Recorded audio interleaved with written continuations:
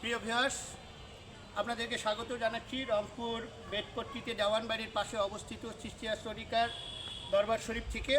আসুন আমরা আগে এই দরবার শরীফটির চারপাশ দেখে নেই। দেখুন,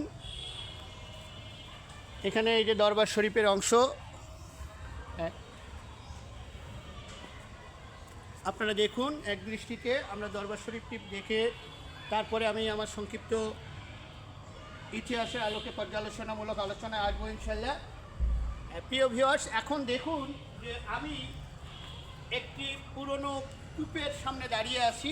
এই চিশতিয়া দরবার শরীফের ভিতরে 3টি কূপ ছিল।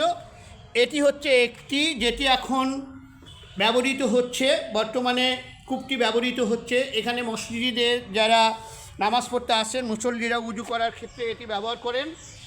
আর একটি কূপ দেখুন আপনারা ওদিকে, যেটিও এখন পরিত্যক্ত অবস্থায় আছে। অর্থাৎ 3টি কূপের মধ্যে 2টি কূপ পরিত্যক্ত এবং একটি কূপ এখনও সচল অবস্থায় আছে বা পরিপূর্ণভাবে ব্যবহার করা হচ্ছে স্থানীয় জনসাধারণ এবং এই যে পাশে প্রতিষ্ঠিত মসজিদ, সেই মসজিদের মুসল্লিদের উজু করার জন্য। হ্যাঁ, এখন আসি এই কূপটি সম্পর্কে। এই কূপটি প্রতিষ্ঠিত হয়েছে রংপুরের যে দেওয়ানবাড়ি আছে, এই দেওয়ানবাড়ির শেষ জমিদার ফণীভূষণ মজুমদার কর্তৃক এই 3টি কূপ প্রতিষ্ঠিত হয়েছে বলে এখানকার যারা দরবার শরীফের খাদেম এবং অন্যান্য যারা আছেন তাদের সঙ্গে কথা বলে আমি জানতে পারলাম। এই ফণীভূষণ মজুমদার, আপনাদের একটু আসি, এই যে আপনাদের যে দেওয়ানবাড়ি, যে জমিদার বাড়িটি আছে, এই জমিদার বাড়ির জমিদাররা ছিলেন মূলত কায়স্থ। আপনাদেরকে একটু ধারণা দেই, কায়স্থ হচ্ছে সনাতন ধর্মাবলম্বীদের উচ্চতর একটি বর্ণ।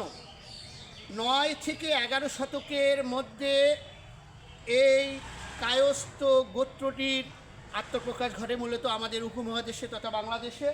এই কায়স্থরা মূলত লেখক, প্রশাসক, জমিদার এবং হিসাবরক্ষক হিসেবে কর্মরত ছিলেন বিভিন্ন জায়গায়। অর্থাৎ সমাজের উচ্চতর যে পেশাগুলো ছিল সেই পেশার সঙ্গে তারা জড়িত ছিলেন।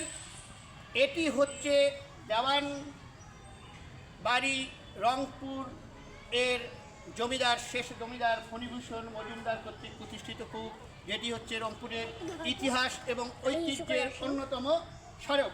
আজকে এ পর্যন্তই। আপনারা সবাই ভালো থাকবেন, সুস্থ থাকবেন, এই প্রত্যাশা শেষ করছি। আল্লাহ হাফেজ।